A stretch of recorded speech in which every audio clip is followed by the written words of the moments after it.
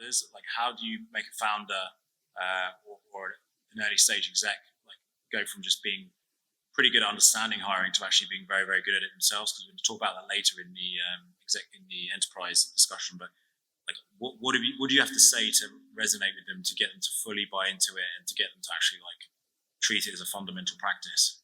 Well, honestly, I think they'll try it on their own first, and then they will be like, I don't understand what's going on. No one is applying to our jobs, which is always fun with like early stage founders. And I love my founders, but honestly, you can never call their baby ugly ever.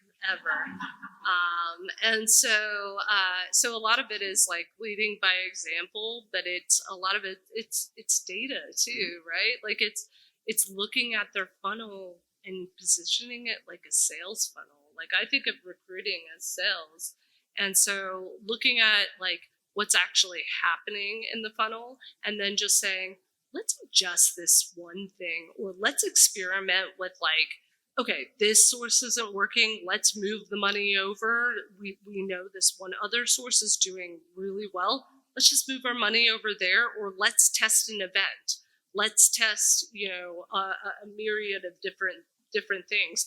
I think if there's one big takeaway right now, it's experimentation across the board. None of us have been in this position before. None of our parents have been in this position before. This is a brand new market. And so I think like I said to Gareth, I was like, I just say to my founders, like, flip the script. Whatever you were doing before is not going to work. Meaning, and like a great example I feel like would be, when it was an employer's market, you could talk product. This is how cool our product is. It's awesome. Product. Here are the things you need to have like in your back pocket to get this job. Now it has to actually flip to what's in it for the candidate. Like, what can you provide as a business to this candidate? And then talk a little bit about the product. But it is about how much are they going to grow? What type of an environment are they coming into? Like, how much impact are they going to have? That's what you actually have to lean into and make sure that you're like pointing to more than saying like, we have this really cool product, you should join us because like our product's like, have you seen it? It's awesome. Like that kind of stuff. There's plenty of amazing products out there right now. Even the ones that no one knows about yet, amazing products out there, but those people still can't even hire until they start flipping the way they're thinking about this. Like, your baby is not the cutest baby to every single person. So what's in it for them? Yeah, you hit it on the nose. It comes down to data. Yeah. You need the data to influence your founders at these early stages. Prior to the times I was at this company called Dotdash. Does anyone remember About.com from like the old days? Not kidding. So About.com turned into Dotdash, and which is now Dotdash Meredith, and they've grown so much. They're literally America's largest digital and print publisher. But I was at Dotdash prior to the Times, and I led recruiting there. Starting from scratch, there wasn't that much dashboarding or not a lot of data. And I remember going to the very first exec meeting. This is like 3 weeks in, and I showed a recruiting dashboard of talent acquisition data year to date. And the CFO looked at me. I hope he sees this one day. But he looked and he was like, "You have a lot of time on your hands."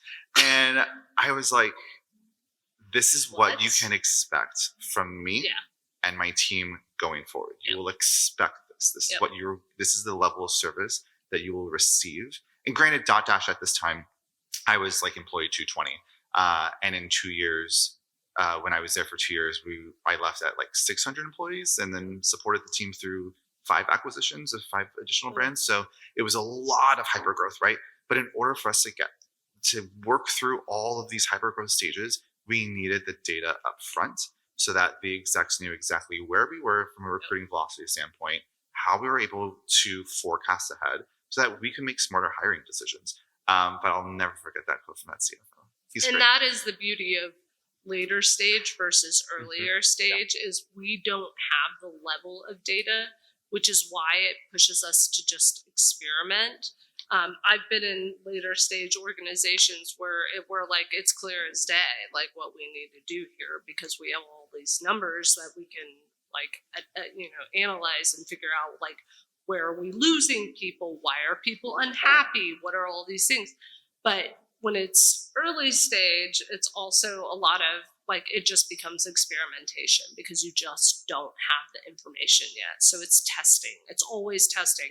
And I would just say one thing, and I think this is kind of a good lesson for anyone who's run people operations, so really kind of own the suite of HR, talent acquisition, anything with learning and development and culture, even all the way to facilities, is to treat it like you are building software.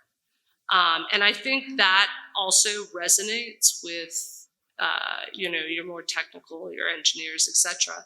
Is that, look, here's the deal. We are building products just like you. The product that we're building here is performance reviews. And so what we're going to do is we're going to roll out performance reviews. This is V1. We're going to get your feedback. We're going to take it back. We're going to iterate back on it again. Then we're going to do V2, survey you again. And then we're going to continue to tighten up and increase those things. But like, that's the difference between early stage and late stage, is we just don't have all the data yet.